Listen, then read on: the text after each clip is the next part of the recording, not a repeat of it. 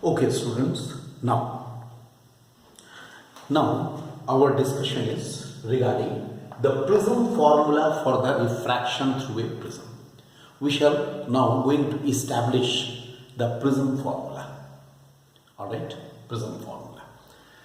Refraction, I have already explained what is the refraction through the prism. This is the refraction through the prism. Here the ray is falling on this, like this, incident ray, everything I have explained here. Now let us see, this is the something you can say geometry, very much geometry in this. Look, here we can say in this angle TUR in the triangle UQR. Look, in triangle UQR, what we shall get? We shall get angle TUR is equal to angle UQR plus angle URQ. Alright, because you know exterior angle is the sum of the two interior angles. Then how much we are getting? Delta. Angle TUR is delta, angle of deviation, that is equal to, look, these two are vertically opposite angle. The whole angle will be I. So this angle UQR will be I minus R1. I hope you can get it. I minus R1 plus, due to the same reason, E minus R2. Because this whole angle is equal to this whole angle. From there we will subtract R2. So we shall get delta is equal to I plus E minus R1 plus R2. I write this equation number 1. I am starting fresh equations. Equation number 1. Alright. After that, this we are getting first. After that, look, what is this angle? This angle. Here, this angle is the angle A. This is the angle of the prism. A is the angle of the prism. I can write here in the in the quadrilateral AQOR. You take the quadrilateral AQOR. If I take the quadrilateral AQOR, angle AQO is equal to angle ARO should be each equal to 90 degree. Alright. Then, so I can write angle A plus angle QOR should be 180 degree, because you know the sum of all the four angles in a quadrilateral is 360 degree. So these two each is 90, 90 plus 90, 180. So angle A plus QOR. That is becoming equation number 2. Fine. This is equation number 2. You can write. After that, we are getting equation number 2. Now you take the triangle QOR. Triangle QOR. If I take, how much we shall get? Angle QOR plus R1 plus R2 equal to 180 degree. Equation number 3. Because you know sum of all the three angles in a triangle is equal to 90 degree. Sorry, 180 degree. So from equations 2 and 3 we have, from equations 2 and 3 we have R1 plus R2 is equal to angle A. I write this equation number 4. Equation number 4. And now we can write, putting equation 4 in equation 1.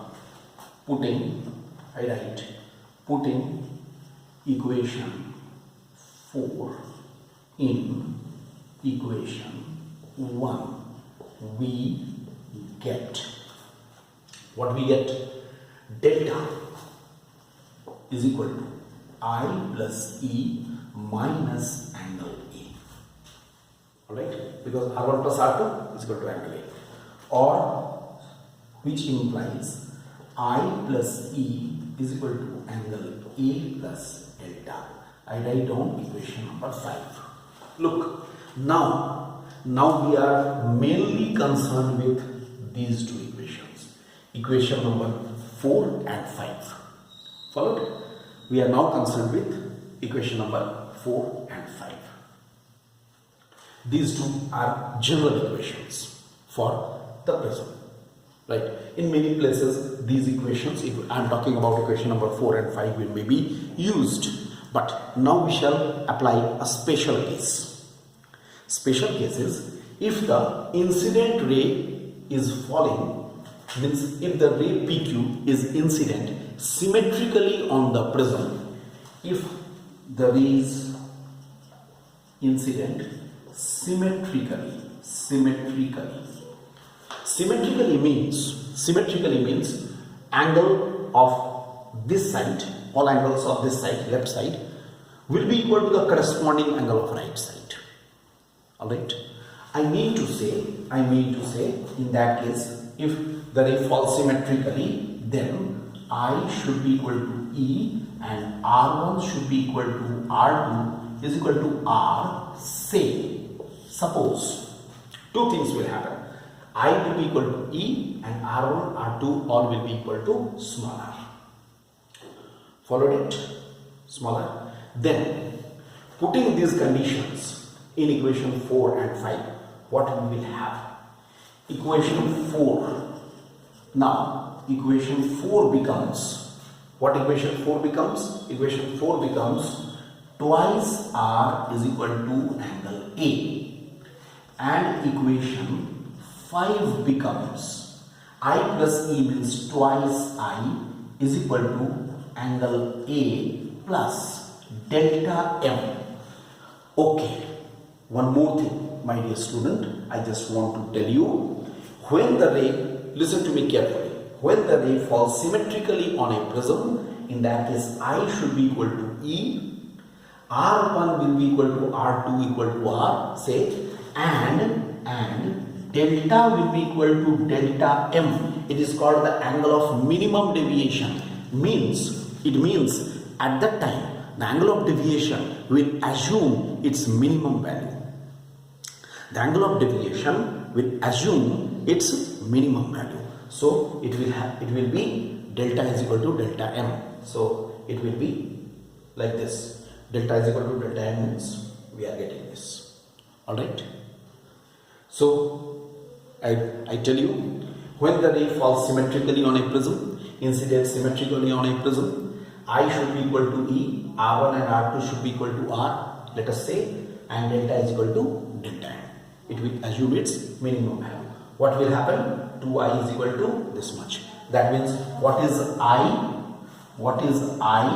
I should be angle A plus delta M by 2. Look. Alright. Then finally we shall apply Snell's law. Finally we shall apply Snell's law here.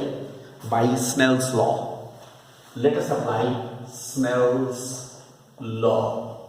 The refractive index of the material of the prism should be sin I by sin R. Refractive index of the material of the prism should be sin I by sin R, which is equal to sine angle A plus delta M by 2 by sine angle A by 2. Look, this is called the prism formula. So be careful. These two are general formula. We have given the special case to it.